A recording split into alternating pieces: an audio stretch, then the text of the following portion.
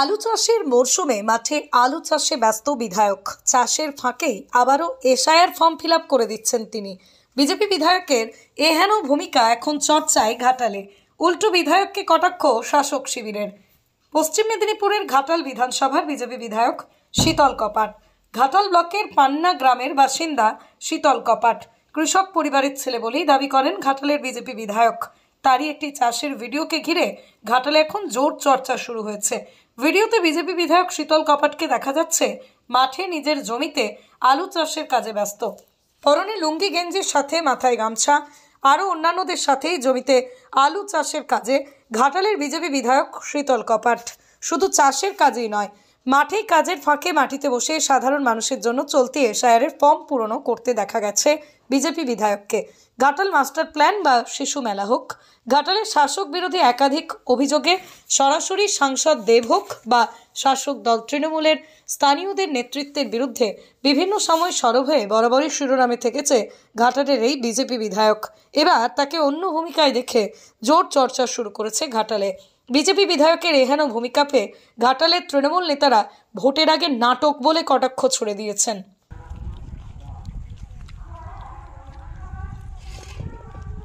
বাড়ির কাজও করছেন এবং দলীয় কর্মসূচিতে কিভাবে আপনি সময় দিচ্ছেন? দেখুন, প্রথম কথা, আমার বাবা একজন কৃষক, চাষবাস করে আমাদেরকে বড় করেছে। বছরে আমাদের একটাই চাষ, আমরা প্রতি বছর চাষবাসের সঙ্গে যুক্ত থাকি এবং ম্যাক্সিমাম সময়টা পার্টির কাজে দিয়ে থাকি। এই কাজের মাধ্যমে অনেক মানুষ এসআইআর ফর্ম ফিল আপ করতে এসছে, আমি করে দিয়েছি। তো সার্টিফিকেট আনতে এসছে, আমি করে দিয়েছি। তো একটা কথা পরিষ্কার যে আমাদের দলের প্রধানমন্ত্রী নরেন্দ্র দামোদর দাস মোদিজি, তিনি একসময় চা ব্যবসা করতেন, তার ফাঁকে পার্টির কাজও করতেন। তিনি আজকের দিনে ভারতীয় জনতা পার্টিকে প্রতিষ্ঠা করেছেন এবং স্ট্যান্ড করেছেন। তো সেই জায়গায় আমাদের দলের নীতি আদর্শ মেনে মোদিজিকে সামনে রেখে আমরা এগোতে চাই। আমাদের দল কোনো দুর্নীতিগ্রস্ত নয়, তোলাবাজি কাটমানির সঙ্গে যুক্ত নয়, যে আমাদের ঘর ভর্তি টাকা থাকবে, যেখানে আমাদের টাকা পয়সার অভাব হবে না। তো সেই জন্য আমরা বলি, এই এমএলএ এমপি 5 বছরের খেলা। আজকে এমএলএ আছি, কালকে নাও থাকতে পারি, কিন্তু আমরা কৃষক পরিবারের ছেলে, অতএব চাষবাসই আমাদের কাজ, চাষবাস আমাদের করতে হবে আর এইভাবে আমাদের জীবন কাটাতে হবে। সেই জন্য যতটুকু সময় আমরা পেয়েছি, যতটুকু সময় আমরা পাবো, মানুষের জন্য কাজ করব, জনসেবা কাজ করব। আমি বিস্মিত হয়ে যাচ্ছি, অভিভূত হয়ে যাচ্ছি। মানে অনেক নাট্যকার দেখেছি, ড্রামাবাজ দেখেছি, তো ঘাটালের বিধায়ক শীতল কপাট দেখছি তিনি কখনো মাঠে চলে যাচ্ছেন, আলু লাগাচ্ছেন চাষিদের সঙ্গে, কখনো গিয়ে উনুনে গিয়ে সেখানে রমণীরা রান্না করছে, তিনি নাকি সাহায্য করছেন। তো এমএলএর এত নাটক করার কোনো দরকার নেই।